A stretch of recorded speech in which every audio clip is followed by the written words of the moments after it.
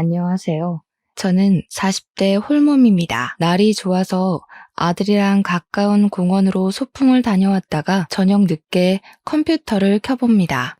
제 사연도 소개가 되면 좋을 것 같아서 올려보려고 해요. 글 쓰는 재주가 없어서 제 이야기를 잘 풀어놓을 수 있을지는 모르겠지만 문장 속에 깃든 가슴 아픈 마음을 봐주시면 좋겠습니다. 제 나이 20대일 때 첫 직장에서 6살 많은 남편을 만나게 되었어요. 제게는 남편이 첫사랑이었는데 남편이 저랑 만날 때부터 결혼을 생각했다고 하더라고요. 그 마음이 영원히 변치 않을 마음일 줄 알았던 저는 남편을 받아들였고 그렇게 자연스러운 순서를 밟아 결혼을 하게 되었습니다. 제가 30대로 들어섰을 때 결혼식을 올렸어요. 결혼을 결정했을 때 양가 집안 형편이 크게 다르지 않아서 어른들로 인해 결혼 반대에 부딪히는 일은 딱히 없었습니다. 남편은 결혼을 약속하기 전 제게 제주도에서 살고 싶다고 한 적이 있어요. 결혼을 하게 되면 서울 직장 그만두고 제주도로 내려갈까 하는데 제 허락이 필요하다고 하더라고요. 멀쩡한 직업을 왜 그만두냐고 물었더니 우리 가정을 위해서 좀 더 돈 되는 일을 하고 싶다네요. 그래서 미리 알아둔 일자리가 있는데 학교 선배가 제주도에서 하는 뱃일이 돈이 좀 된다고 해서 그걸 해볼까 한답니다. 저보고도 일 안 해도 된다고 아이 갖고 육아만 해달라고 하길래 그때만 해도 저는 순수하게 남편을 의지만 했어요. 그래서 저 또한 일을 그만두고 남편과 함께 생전 발 들여본 적 없는 제주도로 내려가 살게 되었습니다. 저희는 제주도에 입성하고 머지않아 임신을 하게 되었어요. 사랑스러운 아들이었습니다. 남편은 약속대로 정말 열심히 돈을 벌었고 또 많이 벌었어요. 남편이 고생해주는 덕분에 경제적으로 어려운 점은 하나도 없었습니다. 다만 남편이 일 때문에 집에 오래 머물 수 없어서 신혼을 마음껏 즐기기는 어려웠어요. 저는 거의 홀로 산부인과를 다니고 홀로 몸조리를 했습니다. 남편한테 칭얼거릴 수도 없었어요. 남편이 저랑 아들을 위해 밤낮으로 애를 쓰고 있는 걸 알았거든요.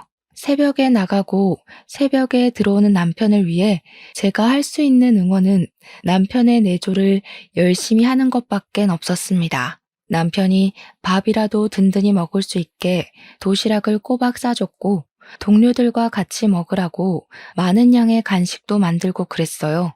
남편이 몸 힘들게 그러지 말라고 했는데도 가정을 위해 한 사람만 노력하도록 지켜볼 순 없었습니다. 또 남편에게 그렇게 마음을 표현하는 것이 제 나름 보람 있어서 좋기도 했고요.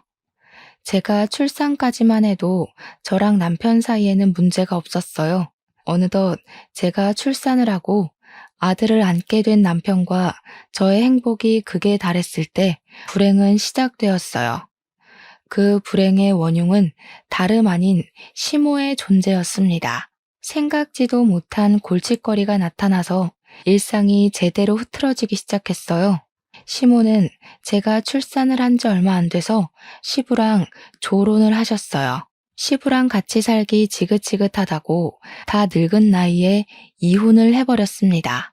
너무 개방적인 마인드라서 놀라긴 했지만 시모의 의사를 존중하고자 했어요. 그래서 문제가 뭐냐 하면 시모가 제주도로 이사를 오면서 간섭이 심해졌다는 겁니다. 시모는 조론하고 멋대로 제주도로 자리를 잡더니 제주도에서 혼자 지내기 심심한지 매일같이 우리 집을 찾아왔습니다. 그리곤 제 아들한테 그렇게 집착하는 모습을 보였어요.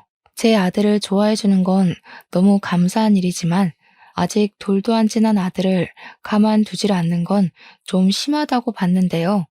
제 심기를 가장 심하게 건드리는 시모의 행동은 따로 있었습니다.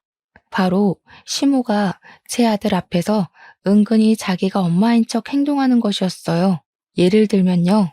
시모가 저희 집에 방문을 안 할 때는 꼬박 전화를 해서 제 아들을 집에 데려오라고 합니다. 또 제가 아들 젖을 먹이고 있으면 옆에서 내내 지켜보고 있다가 다 먹자마자 아이를 데려가서 자기가 트림 시켜줍니다. 아들이 잠에 빠져도 그 순간까지 시모가 곁에서 함께 잠을 잡니다. 그것뿐이겠어요? 제가 아들 근처에 가거나 옷을 갈아입히려고 하거나 기저귀를 가려고 하면 시모가 전부 다 뺏어가며 자기가 해줬어요.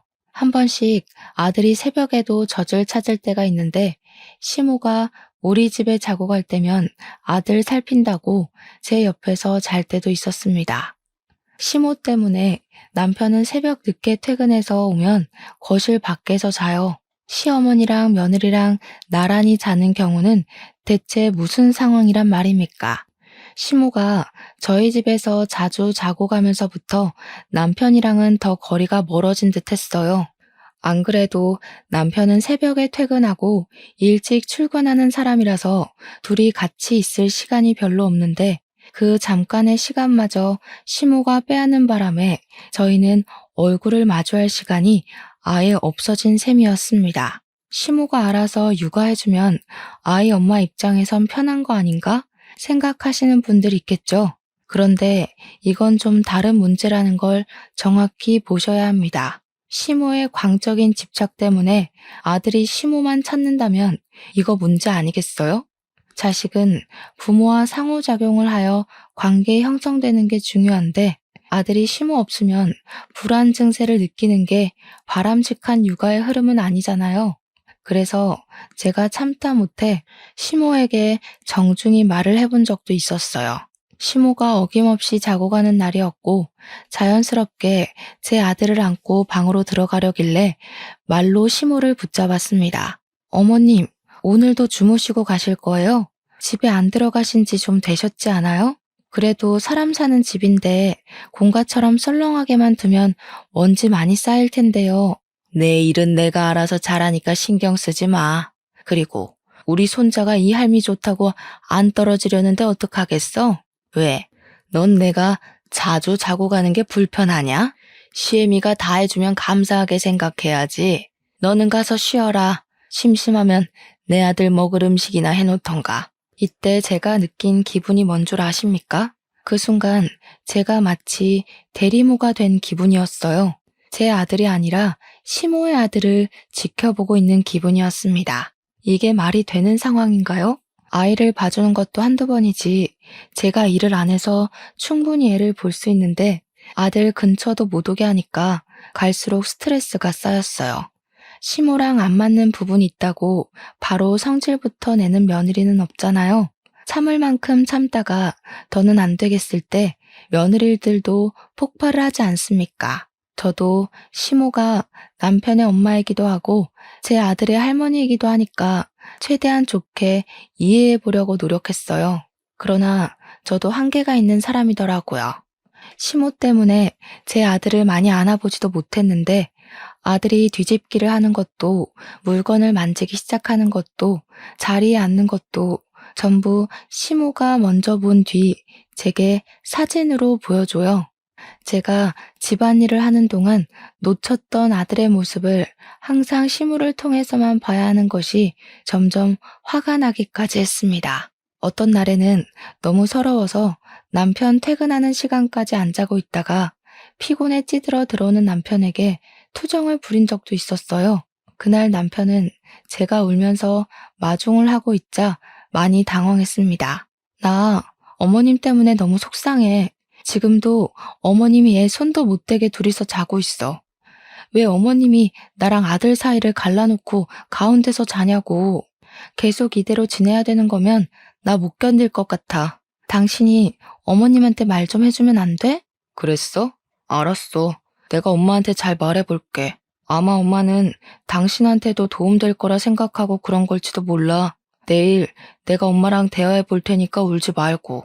남편도 그 부분에 대해서 문제를 느끼긴 했었는지 제게 굉장히 미안해했고 제 눈치를 봤습니다. 그날 밤은 저를 다독여주느라 자는 시간을 조금 빼앗기기도 했어요. 그게 미안해서 저도 조금 자고 일어나 남편이 좋아하는 음식으로 도시락을 준비해서 출근을 보냈습니다. 남편 말대로 남편이 시모한테 말은 해본 것 같았어요. 하지만 남편은 시모의 드센 성격을 이길 만한 위인은 못 되는 사람이었습니다. 시모는 오히려 제게 냉담한 태도를 보이면서 이전과 다를 바 없게 행동했어요. 불만이 있었으면 나한테 직접 말을 하지 그랬니? 그리고 내가 앞으로 살면 얼마나 더 산다고 손자 조금 안고 있는 걸로 그렇게 불만을 가져야겠어? 나 죽으면 네가 실컷 끼고 살 아들이잖아. 그 몇 년도 못 참아주니? 네 아들이기 전에 우리 아들 핏줄이니까 할미인 나도 손자랑 가까이 지낼 권리가 있는 거야. 그건 네가 애 엄마고 해서 간섭하면 안 되는 거라고. 그런 말이 아니잖아요.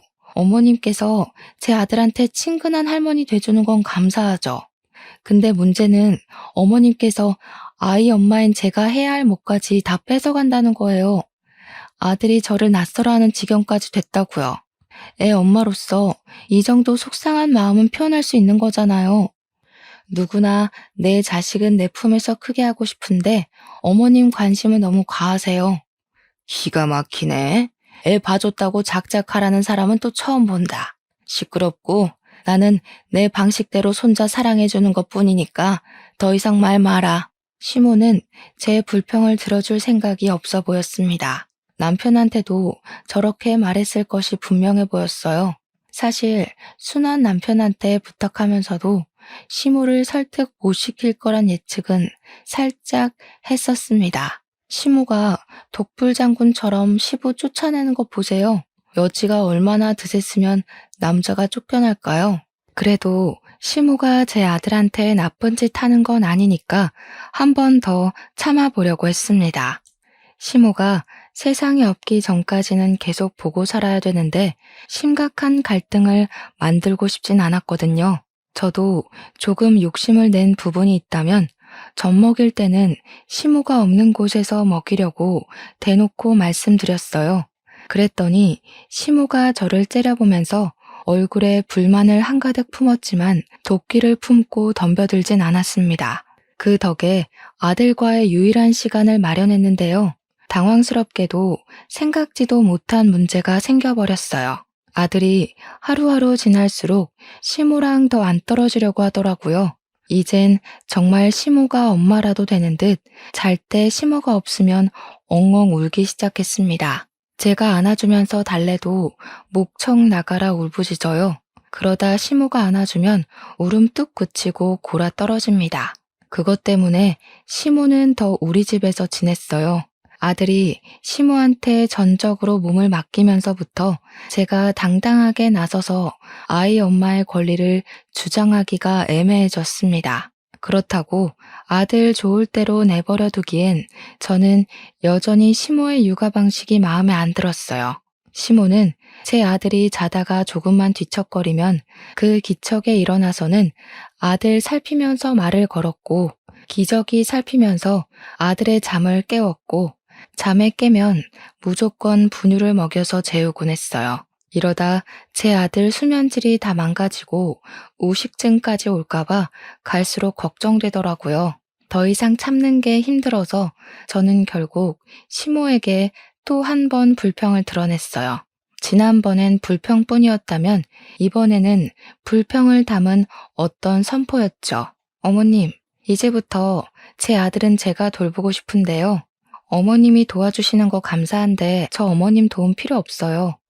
그리고 똑똑히 좀 아세요. 손자랑 아들은 다른 거예요. 엄마가 버젓이 있는데 할머니가 왜 애를 봐요? 저는 수백 번을 생각해도 잘못된 것 같아요. 뭐야? 지금 내가 걸리적거린다는 거냐? 엄마가 보든 할미가 보든 애만 잘 크기만 하면 되는 거 아니야? 내가 분명 말했지. 나한테도 아이 볼 권리 있다고. 자꾸 권리 따지시는데 그렇게 따지면 그 권리를 가질 순위는 어머님보다 10개월을 품고 있었던 제가 우선순위 아닐까 싶은데요. 아이 엄마 되는 사람이 그만해달라고 하면 그래야 되는 거 아닌가요? 저 어머님 도움 필요 없으니까 앞으로는 집에 가서 주무시고 일주일에 두세 번만 와주세요. 제 말에 열이 받는지 얼굴이 달아오른 시모는 제게 하고 싶은 욕을 다 퍼붓고 집으로 돌아갔어요. 그 뒤로 삐쳤는지 우리 집을 아예 안 오더라고요. 근데 시모가 저 때문에 생긴 불평을 남편한테 전화해서 하소연했나 봐요. 새벽 늦게 들어온 남편이 저를 깨우더니 거실 밖으로 데리고 나오라고 하는 겁니다. 내가 요 며칠 엄마한테 시달리느라 더 피곤해. 당신도 엄마한테 불만 있으니까 내가 웬만하면 내 선에서 해결하려고 했거든? 근데 생각할수록 당신이 좀 더 심했다는 생각이 드네. 그래도 우리 애가 예뻐서 엄마가 그랬던 건데 꼭 그렇게 쫓아낼 필요는 없었잖아. 남편이 제게 차분차분 얘기하면서 한숨을 쉬는데 너무 서운하더라고요. 남편은 제가 시모 때문에 얼마나 스트레스 받았고 참아왔는지 잘 아는 사람이었어요. 그래서 적어도 중립은 지켜줄 거라 기대했는데 결국 남편은 저더러 시모의 행실을 참아달라고 얘기하고 있었습니다. 나는 어머님한테 그렇게 경고 준 거 후회 안 해. 어머님이 당신한테 얼마나 솔직하게 하소연했는진 모르겠는데 당신이 직접 안 봐서 그렇지. 지금 우리 아들이 어머님한테 엄마라고 부르게 생겼어. 어머님께서 딱 할머니 노릇만 해준다면 당연히 감사하지. 근데 그게 아니라고. 남편은 저와 시모 사이를 해결 볼 수 없다는 걸 직감했는지 결국 대답 대신 한숨을 쉬었고 그만 씻어야겠다며 더 이상의 대화를 회피하였습니다. 피곤한 남편을 상대로 심신까지 피로하게 만들고 싶진 않았는데 정말 미안했어요. 그 뒤로 저희는 은근하게 불편한 분위기로 지냈지만 그래도 저는 시모꼴을 꽤 오래 안 볼 수 있어서 마음은 편했습니다. 아들이 시모가 없어서 우는 것도 잘 달래니까 저를 엄마로 봐주더라고요. 모든 상처는 시간이 약이라는 말이 저희 가정에도 통하나 봐요. 서먹했던 남편과의 관계도 다행히 서서히 풀려갔습니다. 결혼 기념일에는 남편이 제게 꽃다발도 사주었고 이번에 시간 빼서 바람 쐬러 가자고도 하더라고요. 저는 한 번도 남편이 일하는 곳에 가본 적이 없었어요. 이번에 남편이 일부러 휴가를 내어 저에게 자기 일하는 곳을 소개해 줄 겸 제주도 바다 구경하러 가자고 제안을 했습니다. 가면 동료 직원들도 있을 테니 저는 신이 나서 김밥을 왕창 쌌어요. 그리곤 남편 차를 타고 아들이랑 바다로 나들이 갔죠. 남편이 일하는 곳은 생각보다 영역이 넓었습니다. 일하시는 분들도 꽤 많았고 생각보다 젊은 분들도 많았어요. 주로 남편 또래가 가장 많았던 것 같아요. 이제 막 돌진한 아들을 데리고 갔더니 미혼남, 기혼남 할 것 없이 남편 동료들이 제 아들을 정말 많이 예뻐해 주었어요. 남편 안 닮고 저 닮아서 다행이라는 농담도 해주었죠. 그렇게 한참 남편 동료들에게 김밥 대접하면서 눈으로 바다 구경을 했는데 남편이 우리 아들 배 태워주고 싶다고 다녀오겠다고 하더라고요. 저는 원래 무슨 이동수단이든 멀미를 잘해요. 그걸 남편도 알아서 저한테는 배 타자고 제안을 안 하더라고요. 어린 아들을 데리고 너무 위험한 곳 가는 거 아니냐고 걱정을 했지만 남편도 그렇고 동료 직원들도 그렇고 하나도 안 위험하다면서 여유를 부리셨어요. 남의 손이면 불안해서 거절했을 텐데 애 아빠가 애랑 같이 타는 거니까 안심을 했습니다. 배 타고 멀어지는 아들과 남편에게 손을 흔들어주면서 인사를 했고 사진도 찍었어요.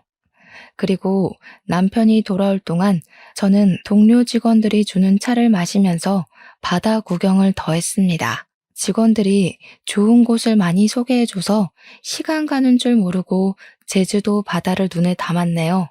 그리고 저는 몇 분 뒤, 저는 세상에서 가장 큰 비극을 맞게 되었어요. 배를 타고 떠났던 남편이랑 아들이 실종되어 버렸다는 겁니다. 남편이 타고 간 배는 작은 배였는데 뜻하지 않게 배에 문제가 생기는 바람에 침몰하는 사고가 났다는 거 아니겠어요? 그 소리를 듣자마자 바로 주저앉아 버렸습니다. 주변 사람을 붙잡고 거짓말하지 말라고 몇 번이나 사실 확인을 하였어요. 사람들이 하는 말을 믿지 않고 싶어서 계속 부정만 하였는데 얼마 뒤에 해양경찰이 나타나고 난리인 겁니다. 그제야 저는 남편과 아들의 사고를 실감했어요. 안 돼, 안 돼요. 우리 아기 좀 살려주세요, 선생님들. 우리 남편이랑 아기 좀 데려와 주세요. 무사하다고 말 좀 해주세요, 제발. 정말 심장 박동이 헤아릴 수 없을 만큼 미치게 뛰면서 정신을 못 차렸습니다. 저 진심으로 바다에 뛰어들 수 있을 것 같았어요. 남편이랑 아들이 어떻게 됐는지도 모르는데 마음 놓고 앉아만 있을 수 없겠더라고요. 제 가족이 없으면 저 또한 아무것도 아닌 사람이라 생각했거든요. 그래서 기다리지 못하고 무작정 선착장으로 달려가면 직원들이 저를 붙잡아 말리면서 괜찮을 거라고 달래주기도 했습니다. 정확히 남편과 아들이 어떻게 됐는지 듣기 전까지는 지옥이 따로 없었어요.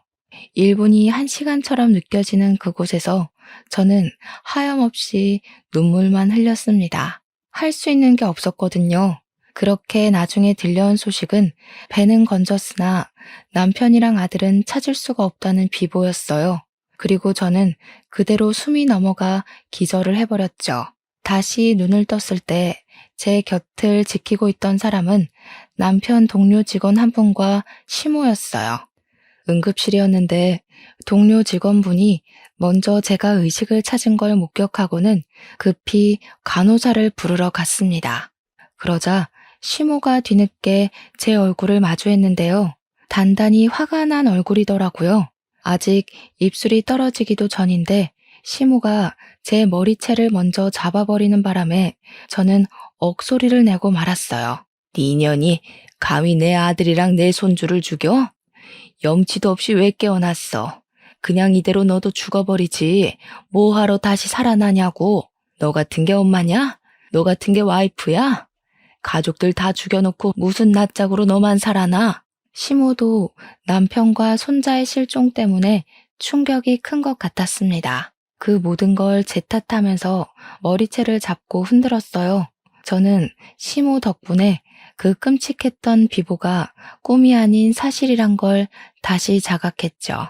시모는 모든 걸 제 탓하고 싶었을 거예요. 저도 남편과 아들을 잃은 게 제 탓이라고 생각을 했기 때문에 시모한테 반항도 못했습니다. 시모가 소란을 피우자 임직원들이 다 달려왔고 주위 환자들과 보호자들이 시선을 보냈어요. 시모는 그대로 직원들에 의해서 쫓겨났습니다. 저는 눈을 뜨자마자 다시 숨 넘어갈 듯 눈물을 흘렸어요. 동료 직원이 제 흥분을 진정시켜주면서 곁을 지켜주었는데 동료 직원분 아니었으면 무슨 도구든 찾아내서 극단적인 선택을 해버리지 않았을까 싶습니다. 응급실에서 겨우 정신만 차리고 나서 귀가를 했어요. 그때까지도 동료 직원분이 함께 해주었죠.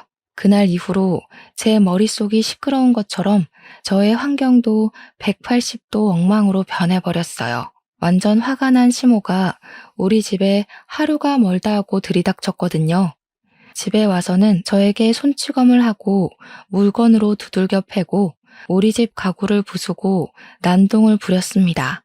그러면서 저더러 나가 죽으라고 저주를 퍼부었어요. 저더러 사람 목숨 앗는 귀신이라고 부르기도 하더군요. 시모는 저 때문에 아들이랑 손자 잃었다고 원망을 그렇게 많이 했습니다. 말했다시피 맞다고 생각했어요. 그래서 처맞으면서도 변명 못했고 덤벼들 수 없었습니다. 나 때문에 남편과 아들이 죽었다는 거 완전히 아니라고도 못하니까요. 그저 모든 게 제 탓이니 시모 말대로 처맞고 세상을 뜨고 싶기도 했네요. 저는 그렇게 울면서 제주도에 틀어박혀 시간만 보냈습니다. 아직 남편과 아들의 시신을 찾은 것이 아니기 때문에 혹시나 구조되진 않을까 기다렸어요.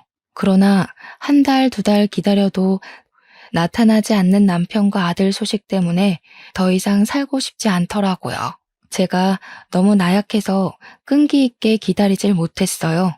그래서 어느 날 새벽 저는 바닷가로 향했고 바닷속 어딘가에 있을지 모를 남편과 아들을 생각하면서 몸을 내던지려고 했습니다. 그런데 그때 저를 막아준 사람이 있었는데요. 바로 남편 동료였습니다. 마침 새벽 근무였나 보더라고요. 남편 동료는 남편이 사고 난 당일에 저를 가장 적극적으로 말리고 위로해줬던 사람입니다. 그는 기절한 저를 응급실에 데려가 주었고 깨어날 때까지 곁을 지켜준 사람이었으며 또 응급실에서 자해를 할 뻔했던 저를 구해준 사람이기도 했어요. 아직 확실한 소식도 안 났는데 이렇게 약한 생각하면 어떡해요? 왜 죽으려고 하는 건데요? 남편이랑 아들 살아 돌아올 때까지 이 악물고 버텨야지. 나만 어떻게 그래요? 남편이랑 아들은 숨도 못 쉬고 바다 안에 있을 텐데 어떻게 나만 잘 자고 잘 먹고 사냐고요. 그냥 죽게 두세요. 남편이랑 아들 없이는 살기 싫어요. 그 사람은 저를 끝까지 놓아주지 않았습니다. 계속해서 약한 생각하지 말라고 혼쭐만 내주었어요. 저는 결국 아무것도 못하고 바다 앞에서 실랑이만 벌이다가 결국 서럽게 울었습니다. 그 이후로 그 사람은 제가 죽을까봐 걱정이 되는 건지 매일같이 우리 집을 찾아와 줬습니다. 저를 데리고 억지로 밥을 먹이고 억지로 잠을 재우고 집안일까지 손수해 주었어요. 그러는 동안에도 저는 정신을 못 차리고 죽지 못해 사는 사람처럼 그렇게 지냈죠. 그렇다 보니 시모도 그 사람을 볼 수밖에 없었는데요. 그 남자가 우리 집을 들락날락거리자 시모는 건수 하나 더 잡았다는 듯 제게 회심의 일격을 날렸습니다. 제 귀싸대기를 때린 거죠. 이 미친년이 남편이랑 지 아들 죽은 지 얼마나 됐다고 그새 바람을 피워? 설마 이러려고 내 아들이랑 내 손주 죽인 거야? 저는 시모의 원망을 받는 것이 한편으로는 남편과 아들을 잃고도 목숨을 부지하고 있는 죗값을 받는 것 같아서 묵묵히 당해주기만 했습니다. 시모에게 폭언을 듣고 손찌검을 당할 때면 제 안의 죄책감이 조금 누그러지기도 했거든요. 이대로 더 심하게 맞고 세상을 뜨고 싶다는 생각도 매일 하면서 지냈어요.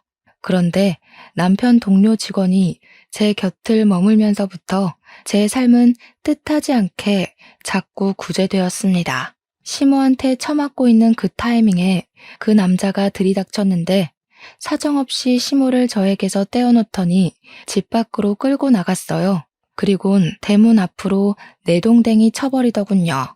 한 번만 더 이 집 찾아오거나 근처에서 얼씬거리면 아줌마도 똑같이 만들어줄 거예요. 남자한테 주먹 맞아봤어요? 그 연세에 남자 주먹 맞으면 이빨 몇 개는 털릴 거예요. 이른 나이에 틀니 끼고 싶으면 계속 찾아오던지. 시모는 그 남자의 협박을 받고 난 후 정말로 발길을 끊어버렸습니다. 다신 찾아오지 않았어요. 나중에 알아보니 이사를 갔더라고요. 그것도 그 남자가 말해줘서 알았습니다. 시모를 볼 때마다 남편이랑 아들 생각이 나서 더 많이 울곤 했는데 시모가 없으니까 시간이 흐를수록 그 남자가 말하는 대로만 생각하게 되더라고요. 그 남자는 끊임없이 제게 괜찮다, 잘했다, 행복했으면 좋겠다 그런 긍정적인 말들만 해줬어요. 초반에는 남자의 그런 위로마저 자책으로 느껴졌는데 무려 10년을 그런 소리만 듣고 사니까 염치 없게도 큰 안정감이 생기더라고요. 그 남자는 고맙게도 10년씩이나 제 곁에 있어 주었습니다. 그저 동료 직원의 아내일 뿐인데 이렇게까지 신경을 써줄 수 있다는 것이 정말 대단하지 않습니까? 저는 그 남자 덕분에 제 아들과 남편을 마음에 잘 묻을 수 있었어요. 사랑하는 가족들의 죽음을 좀 더 건강하게 받아들일 수 있었다는 겁니다. 저는 그제야 그 사람의 진심이 보였어요. 자기의 삶 일부를 포기하고 그 시간을 저한테 쏟아준 것이 큰 은혜라고 생각했습니다. 너무 고마워서 10년이나 지나서야 그분께 감사 인사를 전했네요. 진수 씨 덕분에 제가 어떻게 살아가야 될지 알게 됐어요.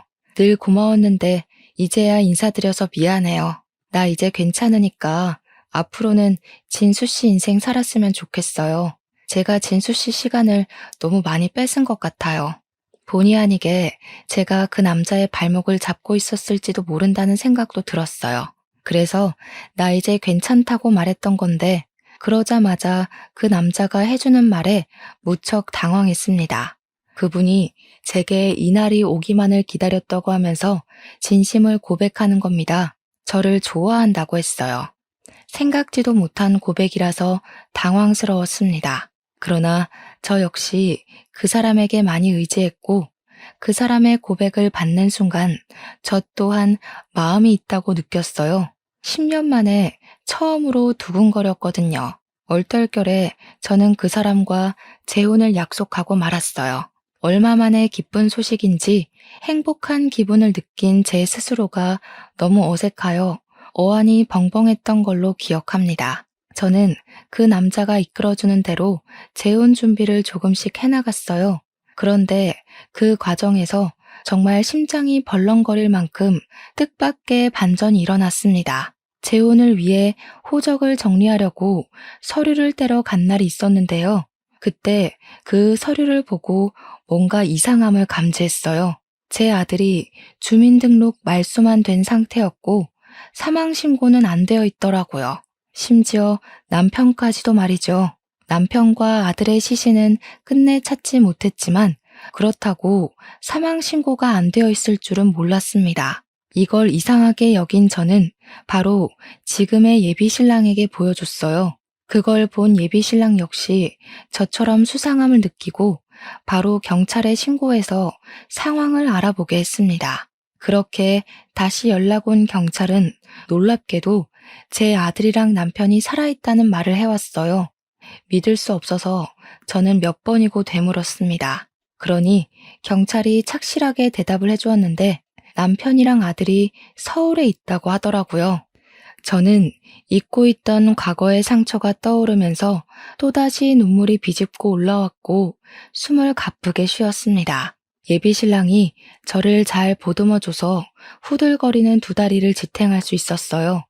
저랑 예비신랑은 그렇게 남편이 있다는 서울로 올라갔습니다. 서울은 정말 오랜만에 방문하는 거였어요. 결혼하고 나서 한 번도 와보지 않았거든요. 어쨌든 저보다 침착했던 예비신랑을 뒤따라 헤매지 않고 움직일 수 있었습니다. 그렇게 찾아간 주소는 웬 아파트의 주소였어요. 그때부터 남편 살아있다는 건 말이 안 된다는 불신과 정말 살아있으면 어떻게 해야 하나라는 긴장이 상충하면서 두근거리기 시작했습니다. 만약 진짜 살아있었다면 왜 나한테 연락하지 않은 건지 그것도 한편으로는 궁금했어요. 남편을 직접 두 눈으로 확인하기 전까지는 사실 안 믿는 쪽으로 마음이 기울어 있긴 했어요. 저희는 복잡한 심경으로 메모에 적힌 호수로 가서 초인종을 눌렀습니다. 얼마 뒤 웬 모르는 여자가 내다보았어요. 여자가 저희를 모르듯 저희도 그 여자를 몰라서 무슨 말부터 해야 하는지 순간 말문이 턱 막혔습니다. 그러자 그 뒤로 누구냐며 금세 따라붙는 목소리가 있었는데요. 얼굴을 보지 않아도 얼굴이 떠오를 만큼 익숙한 목소리더라고요. 그리고 그 의문의 남편은 바로 얼굴을 내비쳤습니다. 놀랍게도 그는 10년 전 죽은 줄만 알았던 제 남편이 맞았어요. 너무 놀랐습니다. 놀란 건 저뿐만이 아니라 남편도 마찬가지인 듯 했어요.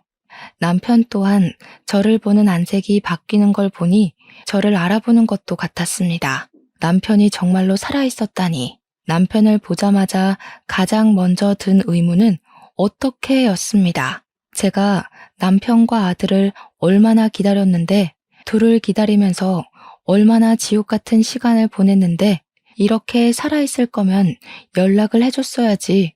기억을 잃은 것도 아니면서 대체 왜 멀쩡하게 살아있으면서도 연락을 안 했는지 이해가 안 되었어요. 그러다 놀라서 얼어붙어 있던 남편이 의문의 여자 보고 여보라고 하며 급하게 문을 닫으려고 할 때 저는 남편의 마음을 다 알아버렸습니다. 남편의 재혼, 그것이 멀쩡하게 살아있었음에도 10년간 잠적을 했던 이유인 것 같았어요. 저는 문 닫으려는 남편의 멱살을 잡으면서 문 안으로 비집고 들어갔어요. 당신이 죽은 줄 알고 내가 몇 년을 울었는데 어떻게 이렇게 멀쩡히 살아있을 수가 있어? 도대체 무슨 짓을 한 거야? 설마 새 살림 차리고 싶어서 죽은 척 했던 거야? 왜 이러세요? 사람 잘못 보셨습니다. 이거 주거 침입인 거 몰라요? 경찰 부르기 전에 나가라고. 남편은 뒤늦게라도 시종일관 모른 척하며 부인으로 보이는 그 여자를 방에 보내려고 했습니다. 그러자 그 여자가 상황의 심각성을 눈치챘는지 한마디 내뱉더라고요. 당신 전처 죽었다고 하지 않았어? 이분이 당신 전처되는 분이야? 익사사고로 죽었다더니 설마 거짓말이었어? 익사사고라. 남편 재혼녀의 말로 인해서 우선 남편이 저를 속였다는 것은 증명이 되었어요. 그러고 보니 남편이 제 도장을 마음대로 훔쳐가 멋대로 이혼 서류에 도장을 찍은 줄도 모르고 있었네요. 어처구니가 없어서 저도 더 따졌습니다. 익사사고로 연기한 건 당신 아니냐고 소리를 쳤죠. 그러자 남편은 저한테도 해명하고 지 부인한테도 해명하느라 완전 반정신이 나가 있었어요. 저를 모른 채 하는 건 금세 포기를 했는지 저를 시한폭탄 대하듯이 밖으로 밀어내더라고요. 밖에 나가 있으면 다 설명해준다고 말이죠. 10년이나 거짓말을 쳐놓고 고작 한다는 말이 나중에 설명해주겠다니 참 기가 막혔습니다. 남편이 저를 버리고 재혼을 했다는 것도 알았고 남편 마음엔 제가 애초에 없었다는 것도 알아버려서 남편의 변명 따위는 들을 필요가 없어졌어요. 다른 거 다 쓸데없고 저는 당장 제 아들을 눈으로 확인하고 싶었습니다. 근데 아무리 둘러봐도 아들로 보이는 아이가 이 집안에 없는 겁니다. 마음이 조급해져서 다시 남편을 붙잡고 따졌어요. 내 아들 안 죽었지? 내 아들 어딨어? 설마 새 살림 차릴 거라고 내다 버린 거야? 당장 말 안 하면 저 사진 속에 있는 네 새끼도 똑같이 만들어버릴 줄 알아. 우리 아들보다는 어리지만 그래도 유치원생 정도로는 보이는 여자애가 찍혀있는 가족 사진이 거실 벽에 덩그러니 걸려 있었습니다. 제가 어린애로 협박을 하자 남편 재혼녀가 더 놀라서 남편을 재촉했어요. 결국 남편은 제 아들이 어디 있는지 실토를 하게 되었죠. 남편이 망설이면서 겨우 입 밖으로 꺼낸 사실은 저를 또 한 번 무너지게 만들었습니다. 남편 하는 말이 제 아들은 시모랑 따로 살고 있다고 하더라고요. 그 소리를 듣는데 얼마나 소름이 끼쳤는지 몰라요. 내가 내 아들 때문에 시모랑 어떻게 지내왔는지 아는 사람이 내 아들을 빼돌려서 시모에게 안겨준 셈이나 마찬가지라서 남편이 몹시 원망스러웠습니다. 저는 온 힘을 다해 남편을 두들겨 팼어요. 남편 재혼녀는 저랑 남편 사이에 아이가 있다는 것도 몰랐나 보더라고요. 제가 남편을 원망하며 두들겨 패는데 옆에서 충격받아 주저앉아 있기만 했습니다. 그러거나 말거나 저는 남편을 잡아 끌면서 당장 시모가 있는 곳으로 앞장서라고 행패를 부렸어요. 흥분을 가라앉힐 수 없어서 소리를 고래고래 질렀습니다. 엉망진창이 된 상황에 겁을 먹은 남편은 저랑 예비신랑을 데리고 시모가 있는 곳으로 출발했어요. 도착한 곳은 황당하게도 웬 교회였습니다. 남편이 그곳에 주차하고 내리더니 교회 옆에 딸린 주택으로 저랑 예비신랑을 데리고 갔어요. 그리고는 초인종을 눌렀고 저는 또 한 번 심장을 부여잡았죠. 옆에서 예비신랑이 제 손을 끝까지 붙잡아 주기도 했습니다. 그렇게 얼마 뒤 문을 열고 나온 사람은 꽤 세월을 받은 시모였어요. 시모는 남편만 온 줄 알고 반겼다가 뒤따라 들어오는 저를 보곤 사색이 되었습니다. 안으로 들어갔더니 웬 목사가 남편을 아는 체 하면서 남편을 아들이라고 부르더라고요. 그걸 보니까 시모가 영감 목사랑 재혼을 했다는 걸 눈치챌 수 있었어요. 그리고 그때 토악질 나올 것 같은 시모보다 눈에 더 들어온 사람이 있었는데요. 한 10살쯤 되어 보이는 남자아이였어요.